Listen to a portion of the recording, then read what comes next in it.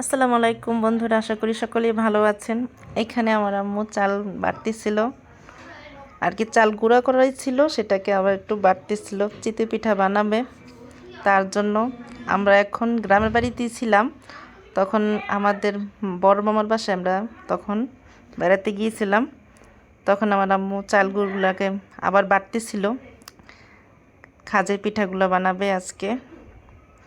দেখেন কত সুন্দর করে চাল বাটতেছে আর আসতেছে, আমি ভিডিও করি দেখা ভালো লাগতেছিল। সবাই একখানে এক জায়গায় ছিলাম সবাই। এইখানে পিঠাগুলা আমার মামাতো বোন ও পিঠাগুলা দিতেছিল কাজে। 3টা খাজি দিল, একটা খাজ একটু ফেটে গিয়েছিল, তার জন্য আর ওটাতে দেয় নেই। 3টাতেই পিঠা হলো, দিয়ে ঢেকে দিছে। এখন পিঠাগুলো হবে। তারপরে এখানে আমার বোন আসেই গরম উঠাইছে পিঠা, আর সে গরম গরম পিঠা মুখে ঢুকাই দিছে আর খাইতেছে। ওরকার কাম আর খাওয়া, আর খাইতেছে। আমি বলতেছি, আল্লাহ তুই ক্যাবতে খাস রেলি যা। আর খাইতেই আছে টপাটপ, থামে না আর মুখ। গরম পিঠাগুলা যে ভালো মানুষ খেলো আর মুখ পুটে যাবো, ওরা খাইতেই আছে। এইখানে আবার আমার ওই যে মামাতো বোনটাও একটা নিল, দেখা যাচ্ছে আপু আমার হাতে কালি। তো এখানে অনেক মজাই করছি আমরা সবাই, পিঠা বানাতে বানাতে কত হাসি মজা কত কিছু করছি। সব তোর বয়স উঠাইতাম তো দেখতে পারতেন। এখানে পিঠাগুলো দেখেন সুন্দর হচ্ছে না, ফুলকো ফুলকো পিঠা। আম্মু আবার একটু দেখলো, এই যে কাঁচি দিয়ে উঠাইতেছে, আর আমি হাসতেছি। কাঁচি দিয়ে উঠাই দেখে পিঠা আমি হাসতেছি, আমি কী করে কাঁচি দিয়ে উঠায়। বরিশালে ওইখানে তারা এই পিঠাটা, আমরা তো বলি খাজের পিঠা, চিতই পিঠা, তারা বলে কি কাঁচি কষা পিঠা। আমি তো হাসতে হাসতে নাই, এই কথা শুনে এই কারণে আমার মাও হাসতেছে, কয়েকগুলো কষ না, তুই এগুলো কী কস। চাল বাড়তেছিল খাইতেছিল পিঠা একাতে, কিন্তু কত চালের গুঁড়া লাগিয়ে আছে, খাইতেছে। কয়েক কষ না, আমার যে কী কইব, আমি কি কইব, কাশি কষা পিঠা। তারপরে এখানে আবার মুরগির মাংস রান্না করা হইব, দেশি মুরগি আর কি। দেশি মুরগিটার ঝোল দিয়ে আমরা চিতই পিঠাগুলো খাবো। তো এইখানে দেখাই দিছিলাম যে এইভাবে বসা, তো বসাইছে। এখন বলতেছে কি আমি রান্না করছি, দেখো আমি রান্না করতেছি। আমি কি সব করে দিলাম আমি, আর তুই রান্না করছিস না। এখন কয় একটু দেখি কেমন হয়েছে, সিদ্ধ হয়েছি নি। মানে একটা নিচে খাওয়ার জন্য।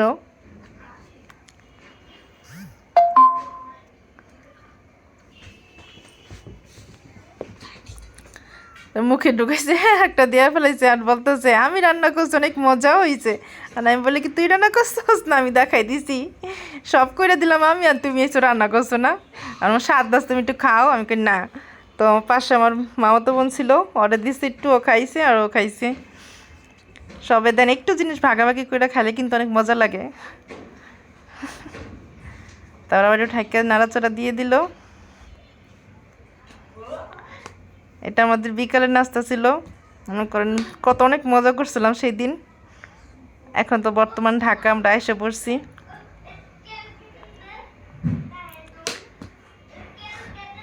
ও হাসতেছে। লাকড়ি চুলাতে কিন্তু রান্না করলে খুব স্বাদ হয় খাবার। লাকড়ি চুলে যে কোনো খাবার খুব সুস্বাদু হয়, কিন্তু ধোয়া হতে তো অনেক কষ্ট হয় রান্না করতে।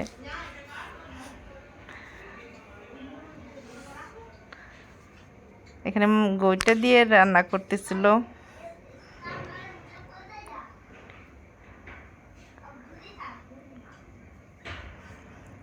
আর ধোঁয়াগুলো আসতেছে, অনেক ধোঁয়া।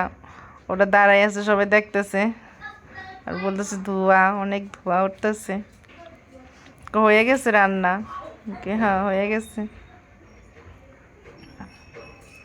তারপর দেন সোচা আরেকটা উঠাইয়া আমি আরেকটা খামো। সোচা দেন খাইতেই আছে, আর সোচা আমি কমে না। আর ওইখানে আমার আমার মামতো বোন কাজ করতেছে। আমি বলতেছি এক বোন সোচামি করতেছে, আরেক বোন কাজ করতেছে। এটা খায় কি করে খায়, খালি দেখবেন।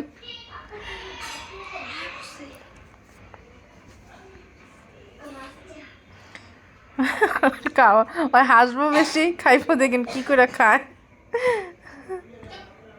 ওর মুখের এক্সপ্রেশনগুলো খালি দেখবেন আপনারা। আমার মামা তো বোন ঝাড়ু ঝুড়ু দিতেছে, দিয়েটি আমরা সবাই একসাথে বসে খাবো।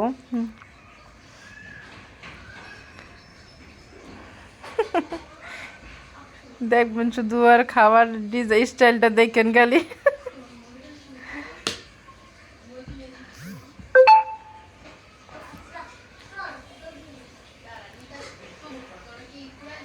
দেখেন খালি হাড্ডি খালি কেমন করে হাড্ডিটা টানতেছে চিপতেছে।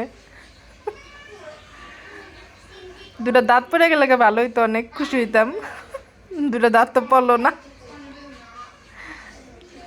শক্ত পারি না আমি, কিন্তু দুটো দাঁত পড়ে যায় না সামনে তোর, তাহলে ভালো হইতো।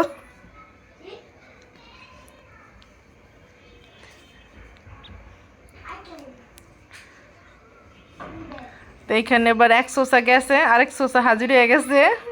না আরেক সোসা আমার ছোট বোন সোসা, ও আবার দেখতেছে, কয় ওই দেখছে আমি দেখুন না, ওই আরেক পিস উঠাইয়া মুখে দিতেছে। আমি কি করো, এক সোসা গেছে আরেক সোসা হাজির হয়ে গেছে গা, ওই লজ্জায় নাই।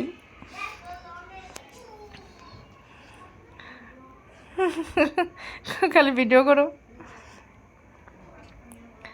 কারা কারা আপনাদের আমাদের ভিডিওগুলো ভালো লাগে তাহলে অবশ্যই আমাদের ভিডিওগুলো দেখবেন, আমাদের পাশে থাকবেন। যদি ভালো লাগে লাইক কমেন্ট অ্যান্ড সাবস্ক্রাইব করবেন। আপনারা সবাই ভালো থাকবেন। আল্লাহ হাফেজ, আসসালামু আলাইকুম।